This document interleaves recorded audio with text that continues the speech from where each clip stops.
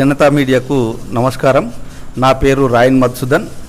మా విలేజ్ పెద్ద చిలపల్లి గ్రామం, పెద్ద శంకరంపేట మండల్, మెదక్ జిల్లా.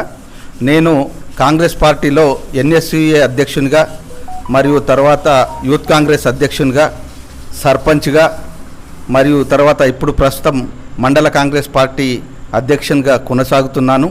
అదే కాకుండా ఇంతకుముందు పోయిన జెడ్పీటీసీ పోటీ క్యాండిడేట్గా ఇట్లుంటే నేను మరి ఇప్పుడైతే ఏదైతే మేము 9 సంవత్సరాల బీఆర్ఎస్ పాలనకు మా పాలనకు వ్యత్యాసం ఏ విధంగా ఉందంటే, కొట్లాడి తెచ్చుకున్నటువంటి తెలంగాణ, ఇచ్చిన తెలంగాణ మా కాంగ్రెస్ పార్టీలో ప్రజలు మాకు పరిపాలన అందించే విధంగా ఒక అవకాశం కల్పించారు. అది 2 సంవత్సరాలు కాబోతుంది.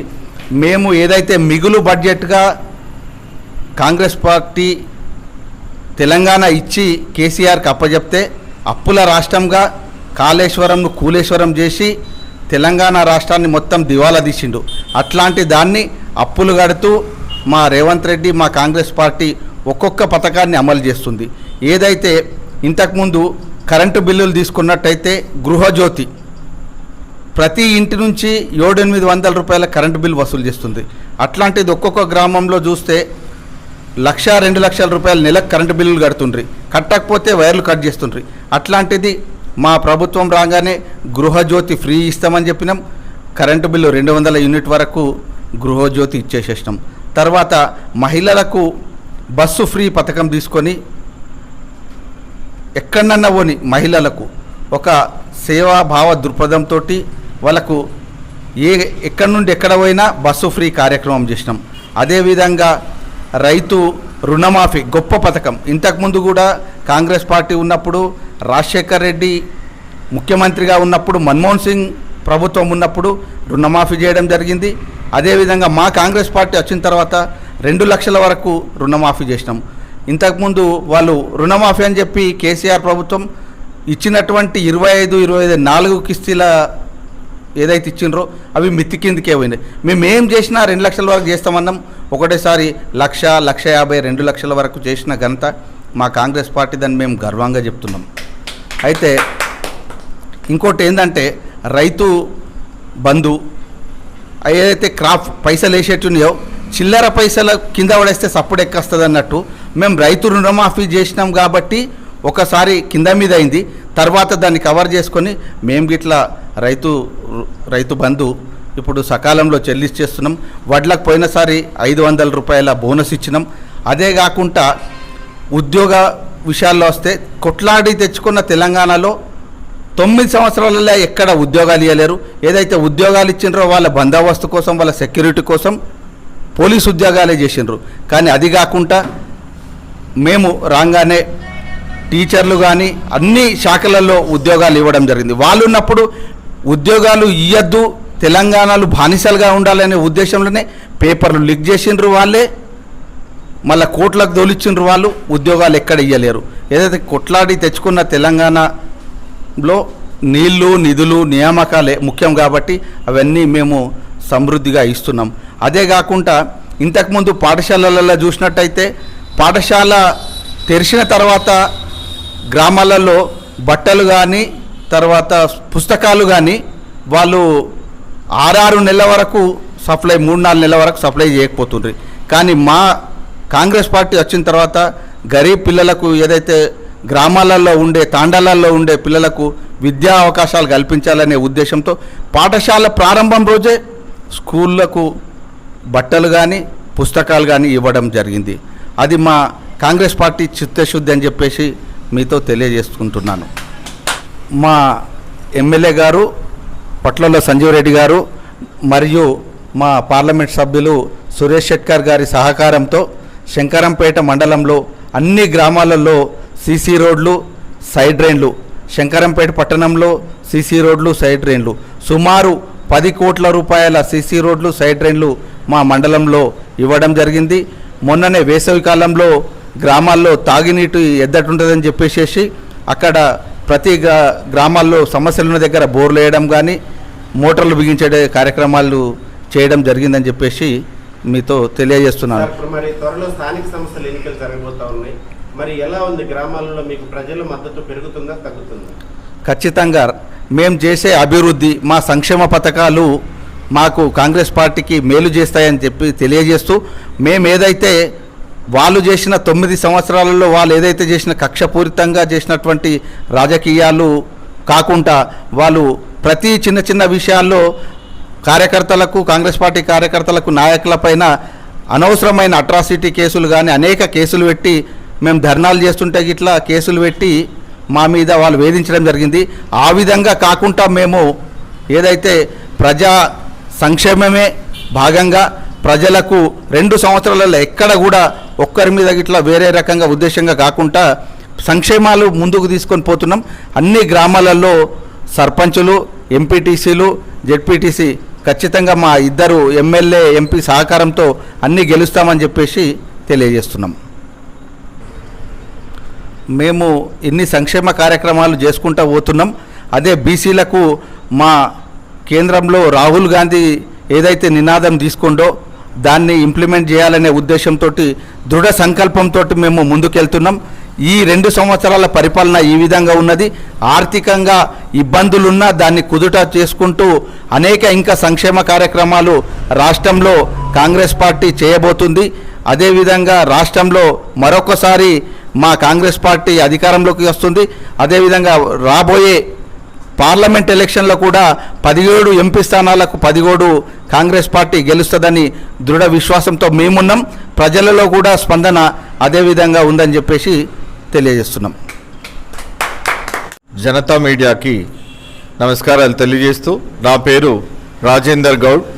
నేను 2001 సంవత్సరం నుంచి కూడా నేను కాంగ్రెస్ పార్టీలో కొనసాగుతున్నాను.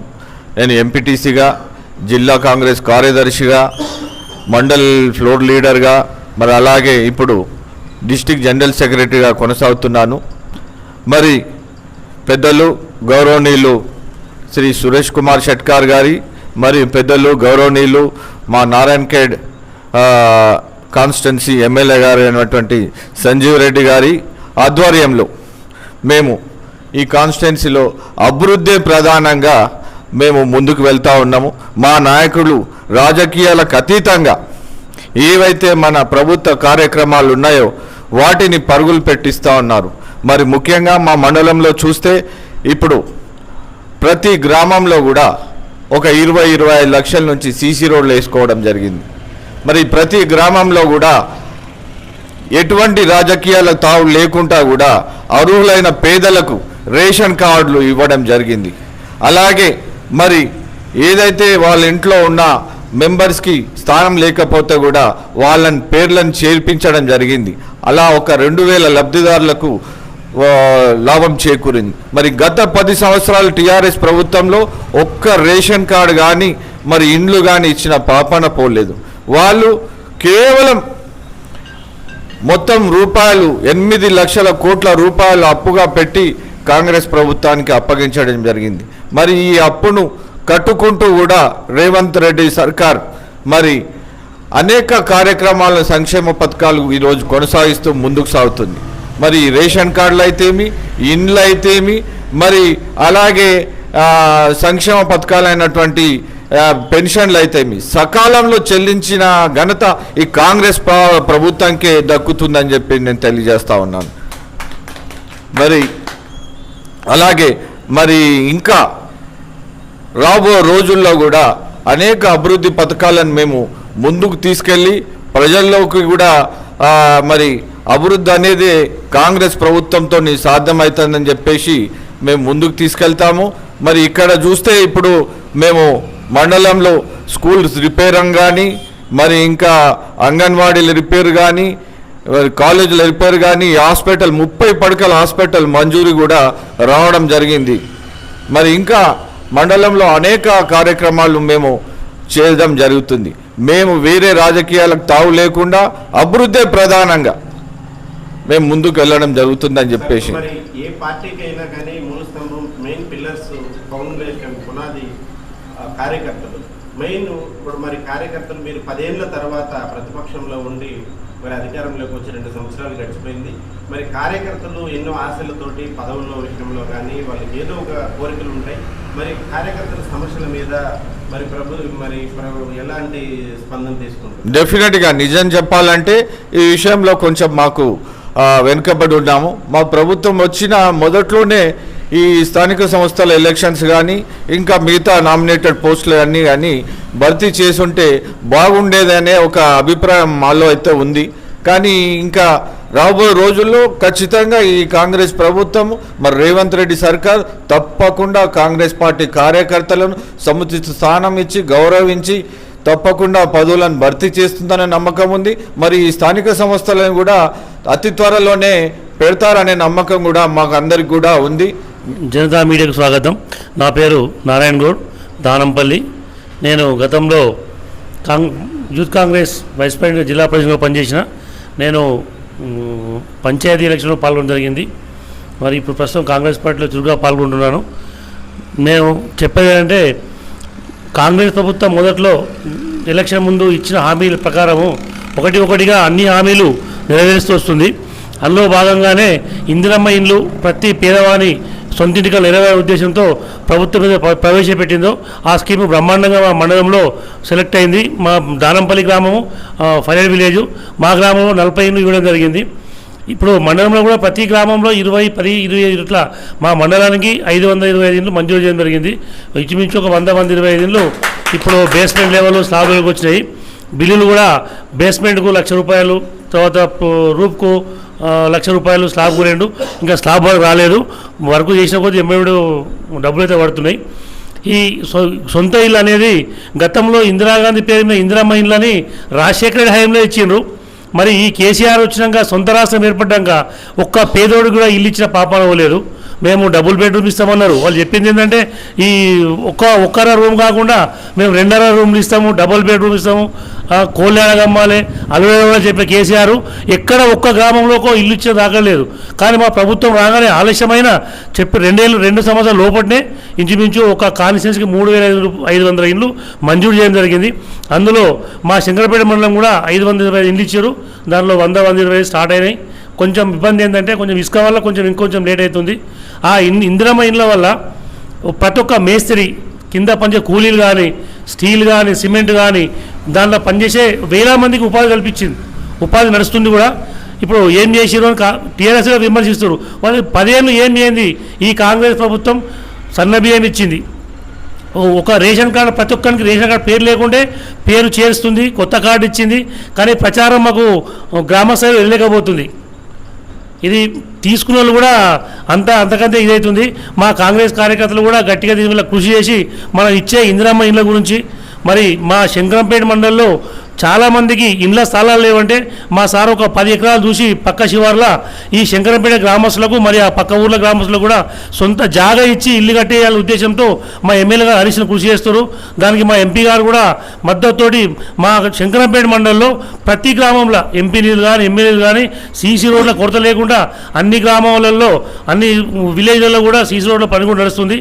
ఇక పోతే మనకు ఉన్న కొన్ని సమస్యలు చెప్పినాం. మరి ఇసుక గురించి ప్రభుత్వం తొందరగా పట్టించుకొని ఆ ఇందిరమ్మ ఇండ్లకు లబ్ధిదారులకు కొంచెం ఇసుక సప్లై చేస్తే ఖచ్చితంగా ఇందిరమ్మ ఇండ్లు అనుకున్న టార్గెట్ దాటి పేదవాని సొంతింటిగా నెరవేరుతుందని మీ టీవీకి వస్తాను. ఈ కొన్ని రోజుల్లో యూరియా షార్టేజ్ అనేది జరిగింది. దానికి మాకు కూడా బాధనే ఉంది. కానీ మా ప్రభుత్వము కేంద్ర ప్రభుత్వానికి ఎన్నిసార్లు మొరబెట్టుకున్నా కూడా మా పైన బీజేపీ ప్రభుత్వం మరి వివక్షతతోని మనకు సకాలంలో యూరియాను సప్లై చేయకుండా ఉంచడం జరుగుతుంది. ఇదే విషయాన్ని పెద్దలు పార్లమెంట్ సభ్యులు రఘునందన్ రావు గారు కూడా మీడియా ముఖంగా చెప్పినారు. మరి రైతులు కూడా కొంచెం సమన్వయంతో మరి ప్రభుత్వానికి సహకరించగలరని చెప్పేసి కోరుతున్నాం. దీని విషయంలోని చిన్న విషయాలను కూడా ఈ బీఆర్ఎస్ సోషల్ మీడియా అనేది వల్వల్గా చేసి ప్రచారం చేయడం ఇది ఎంత మాత్రం ప్రజాస్వామ్యంలో మంచి విషయం కాదు. మరి తప్పకుండా రాబోయే రోజుల్లో మేము రైతులకు యూరియాను అందిస్తామనే భరోసా ఇస్తున్నాం.